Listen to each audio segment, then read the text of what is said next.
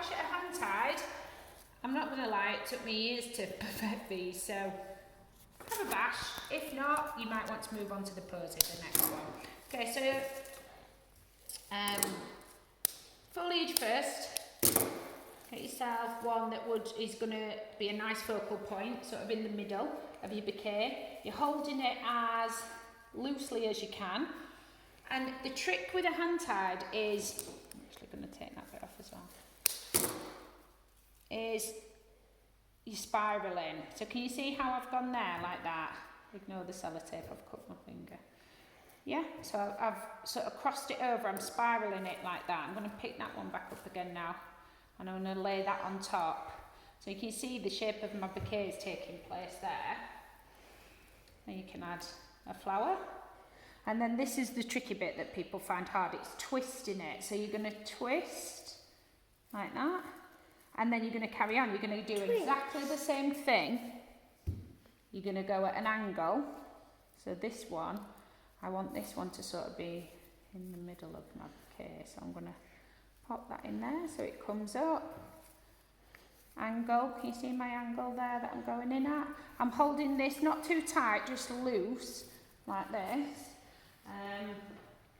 Try and think about spacing in your bouquet if you can. So I'm going to go yellow because I know I've got some cream there, so I'm going to put that in there.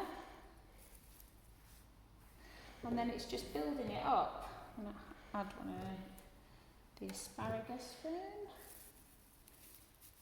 So you can see now that anything that you think will be below the waterline, that needs to come off. So if you imagine your waterline's going to be here somewhere, everything above that's got to go. Okay, a bit more of this, if you've split that down. Don't worry about the stems being shorter. Once you've got your ribbon round, you know to fill your water up. So you can see now I'm going round.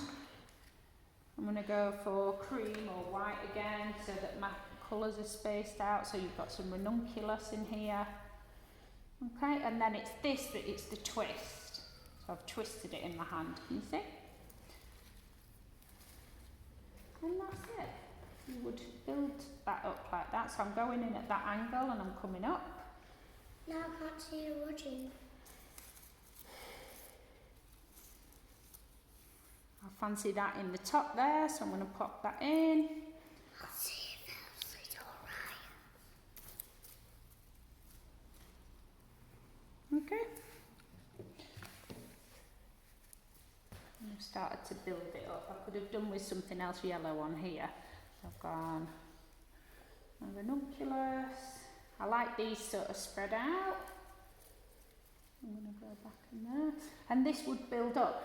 I've ended up with nothing in the middle, and I've purposely kept my lovely buttercup rose right to the very end. And what you can do once you've finished that is you can actually, if you've got a good spiral, you can go straight through the middle like that, so you'll watch it coming out here.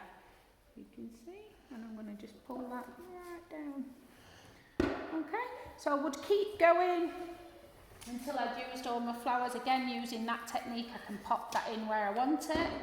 And I would keep going round till I've used all my flowers. And you're going for sort of higher in the centre coming down. So you can see that starting to build up and take shape now. Yeah? Now what you can do after, if you've got something to tie it with, a little bit of ribbon. Otherwise, once you've got your spiral like that, you just pop it straight into the vase as it is, and it'll just create, you would want to cut all these off to the same, and then pop that into your vase like that, and that'll create a lovely shaped hand tied. Okay, so that's your hand tied, or bunch if you like. Next up is a table posy.